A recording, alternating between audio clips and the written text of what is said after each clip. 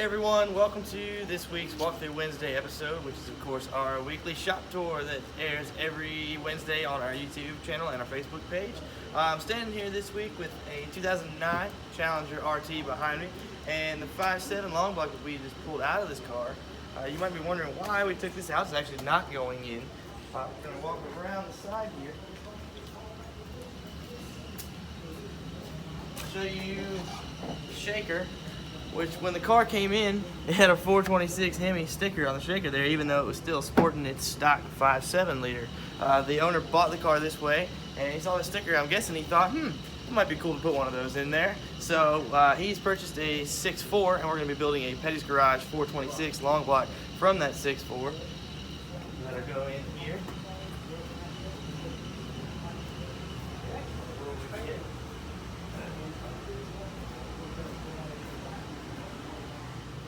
Go along with the major horsepower upgrade, he wanted some stopping power too, so we're upgrading to Willwood brakes, 6-piston front, 4-piston rear. I think he's also doing a supercharger, right? Correct, he is doing a supercharger. Yeah, so it'll be a 426 with a supercharger. Big time horsepower upgrade from that stock 5.7, and now he's got the brakes to back it up. Let's walk over here and see another new Challenger build in the shop. This is a 2014 RT, which is essentially the same thing as the 2009 over there. I've noticed that we've actually been getting a lot more of the earlier model new Challengers, the 09 to 14 models, just in the past few weeks. It's funny how we see waves of the same vehicles coming in from here to there. Sometimes we'll get like an influx of Chargers one week. So this week seems to be the week of the early model Challengers. I guess some people like these body styles better. Comment below, do you like the 08, 09 to 14s or the 15 up? They're pretty similar, but a little bit different. So this is actually going to be doing a motor build as well. Going to Petty's Garage Forge 392 in this one, short block actually. So this will be 5.7 base. We'll take his motor and build it to 392 short block and then put everything back on. Like I said, we got two new motor builds on two Challengers. What else we got? Don't believe we've talked about the 40 Ford project that we've had. We did a lot of work to this car. So I would say this is a partial restoration. It's not a full restoration. When the car came in originally, the owner had another shop do it, and what we uncovered underneath was scary.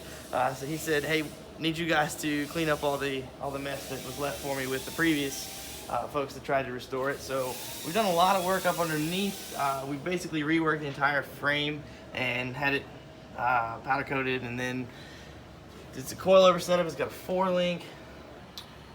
Exhaust is all tucked and ran through the chassis with the 4-link suspensions really with a full coilover setup. Upgraded his brakes. It's actually got a small block Chevy in it. You guys want to comment below, what do you think about putting a small block Chevrolet in anything other than a Chevrolet? Good idea, bad idea? Something's got to make it fast, right? I will say our shop, like most guys, are all split on the options to talk about what it looks like, what is a good idea or bad idea. But you can see all the custom front subframe that's made to hold the small black Chevrolet.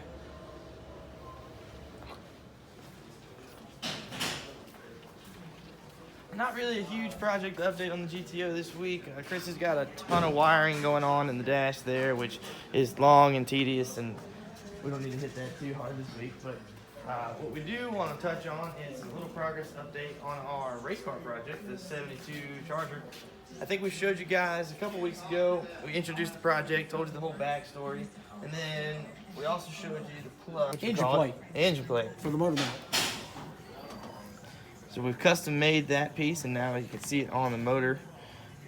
So what's the next steps here, Murph? Well, this is actually just really a copy of the original stuff. We have a mock-up motor, so to speak, something from back in the 70s they actually raced, and we copied it to put back in this car. And now what they're going to do is they've got to go back, and all the original motor mounts was cut off of the chassis to put a smaller engine in it. So we're going to replace all that stuff, get it up, put it back in there exactly where it needed to be at, similar to what it was when it was raced. And they're going to start building the headers for it and start moving along with that. Once we kind of get the motor in there, and get the hood and make sure that everything's going to clear, then we'll take the whole front end off, make it better access to get to the headers. And other than that, then we'll start tearing this thing apart and get it stripped and get ready to repaint it. We got to replace some bars and stuff inside, or we take some out that was added. They want it to look just like it did. Take it back to the way it was built when like it was built here. in 71, 72. Yep. So, awesome. All right. Perfect. Thank you, Murph. Uh-huh. So we got two new production Mustangs that we're working on. Both happen to be convertibles. We got this red one here and the black one. First, we're going to go talk to Mitch a little bit, see what he's got going. It's like another Supercharger install. Another 2650 Edelbrock Supercharger install. About a day's worth in. You see we got our That's where she's going. down pretty good. That's what a 5.0 looks like, no intake. 5.0 with no intake, no well, got a little bit of front dress on it now. We'll have to delete some of the front fans and stuff to keep this baby cool. And keep the intercooler supplied with fresh air. And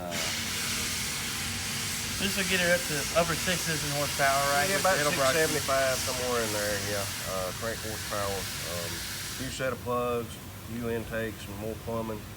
You can see just the kind of plumbing there that goes in with it.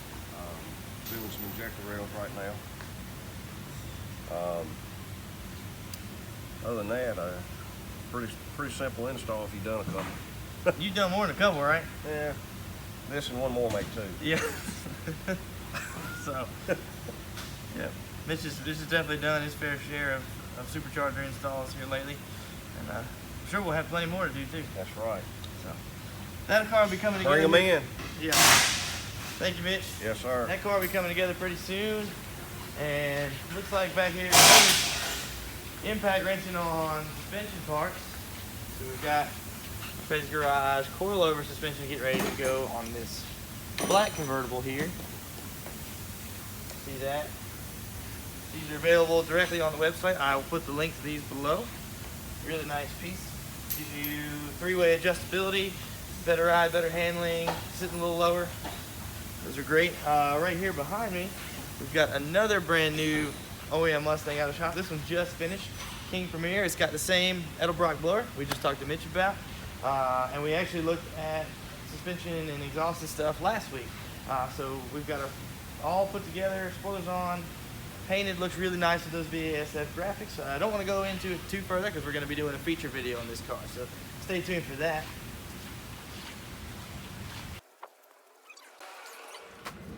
Lots going on in the body shop this week. See right here, we've got one of our production OEM F-150s that's just gotten the rock-proof liner along the bottom there. It's our signature piece to our F-150. That's done all in-house too, so you can see, get that taped up, sprayed out. Right here is actually the nose of the convertible we just talked to Mitch that he's working on. So, you know, they've laid the stripes out, they've got it ready for clear and wet sand buff. Behind me in the paint booth here, Greg just walked out, but he's getting parts prepped to be painted for our latest PG2 Challenger build, which we'll talk about in just a second. So you see he's got the front splitter, the side cladding, rear spoiler, and the strut bar all getting ready to be sprayed B5 blue. Stock color this car. So if you ever wondered how our tail stripe is put together, you see scuff back from the door all the way to the back of the car. And Andrew is laying out all of his graphics. So we've got our reference images here of how that's going to come down the side. He started on the trunk here to match the profile with all of his tape lines.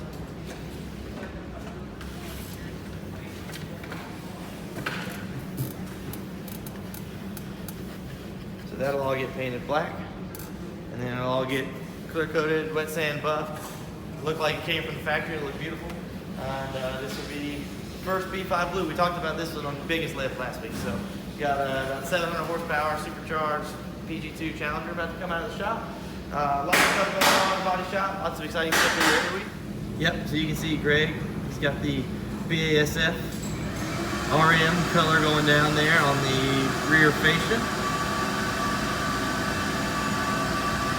The focus of a hawk right there, stalking his prey. Greg's not a big fan of being videotaped, so don't tell him that we did this. But comment below if you want to see more videos of Greg painting, because he's a master at it. So yeah, get a good shot of that. Just like that, folks. Yeah. That's that 3M masking tape right there. Leave a nice smooth edge for us.